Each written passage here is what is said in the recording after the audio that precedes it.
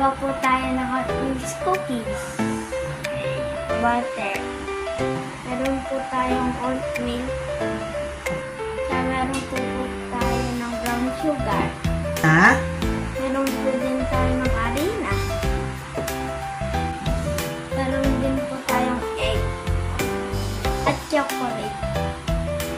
Lalagyan po natin ng brown sugar sa loob ng egg. At susunod naman po yung eggs.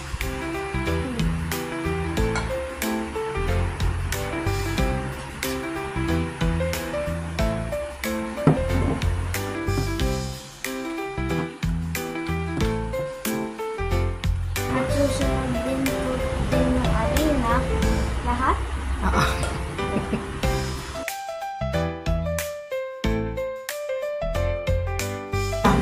Pag ganito na po, ilalagay na po natin ang oatmeal.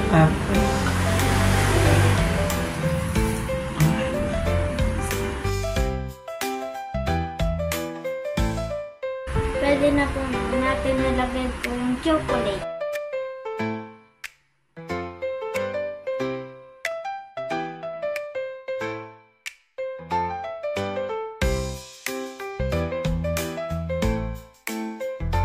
Pwede na po natin ito ihulma.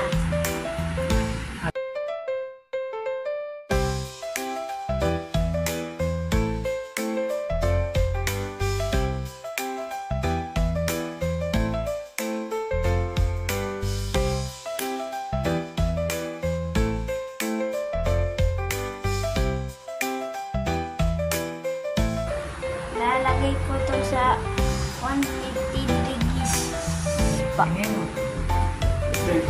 At setting right timer.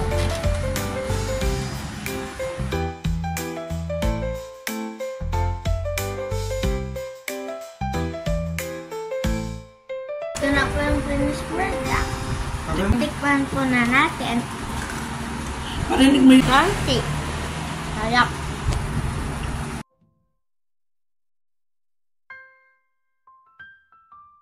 Tapos na po namin. At yung second batch, kakagawa pa lang po. Dalawa.